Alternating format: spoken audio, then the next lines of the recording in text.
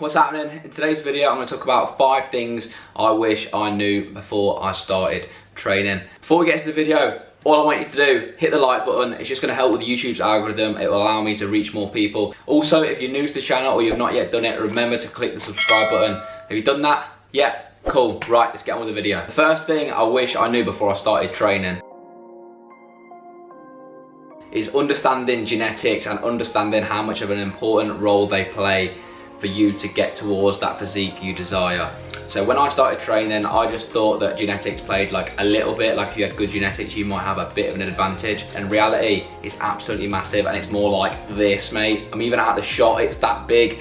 Now I'm not saying that you have to have good genetics to get towards a good physique. Anyone can obtain a good physique. It's just that your genetics will determine how far you can go. Like me, for example, I don't have good genetics, but I've managed to obtain a half decent physique and it definitely can get a lot better. The harsh reality of genetics is you could put in twice the amount of work as somebody else and they would get twice the results. I'm not saying this is a negative thing, this is just so you understand what you are capable of. Your genetics determine where your body distributes fat, where your muscle insertions are, how well you respond to training, how quickly you recover from training, how quickly you gain muscle. There's so many things, like your bone structure. There is so many things genetics plays a role in when it comes to building an aesthetic physique. An example of someone with really good genetics would be Adama Traore. He claims he never lifts weights, and look at the size of that guy. Like, do I think he lifts weights to build muscle? No.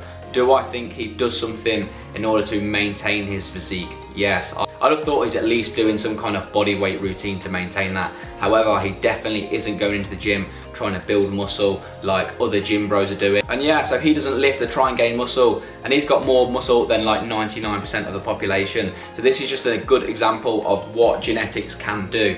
This might come across really negative because if you're like the average person, you've got average genetics. But before I finish talking about this part of the video about genetics, take this away from it. If you have average or bad genetics and you work hard, you will look good. If you have average to bad genetics and you don't train hard, you won't look good. If you've got good genetics and you don't train hard, you will probably still look good. And if you've got good genetics and you work hard, you are gonna look amazing. So what do you take away from this? Basically, just work hard. Okay, so that's genetics wrapped up.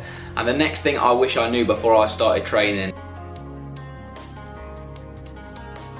realizing that building an aesthetic physique that is impressive takes a long time. When I first started training, my belief was that if I trained hard for a year or two, I would build this like impressive physique. And in reality, for a natural lifter to get that physique where it's like so impressive, that takes, for a natural lifter with average genetics, I'd say a minimum of 5 years. You can make good gains within a couple of years, no doubt, but to get that really good physique, it literally takes 5 years. And the top guys that are natural, you look at them and they've been training over a decade. And again, I wish I realized this before I started training, just so that I didn't set myself up to failure. Okay, let's move on and talk about the third thing I wish I knew before I started training.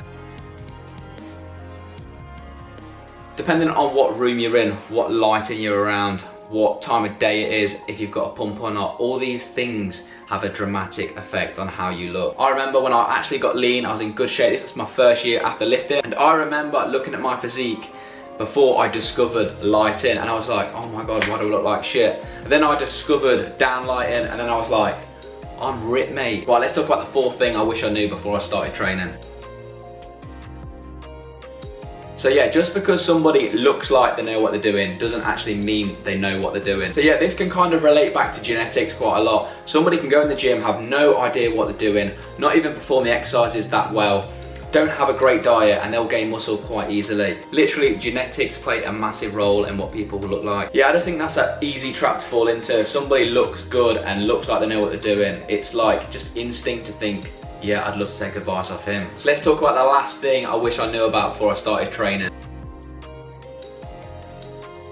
Yeah, your body can only handle so much, regardless if it's cardiovascular activity or resistance training, whatever it is, your body can only handle so much. So when I first started training, I was training in the gym literally 5 or 6 days a week doing resistance training. I'd be playing football at work on my lunch break, and I'd be BMXing, doing shows on the weekend. So when I first started training, when I was doing all 3 of these things and having a lack of sleep because of this, my body wasn't able to recover and I got in an overtrained state pretty quickly. I just thought that, oh, because BMX isn't resistance training, it'll be alright and I'll be able to recover. So yeah, doing all that really did burn me out, and I wish I just understood the importance of recovery when I first started training. But yeah, they are my 5 things I wish I knew when I first started training. If you did enjoy the video, remember to smash the thumbs up if you haven't done it already, and also remember to subscribe to my channel. Anyway, I'm out. I'll see you guys on the next video.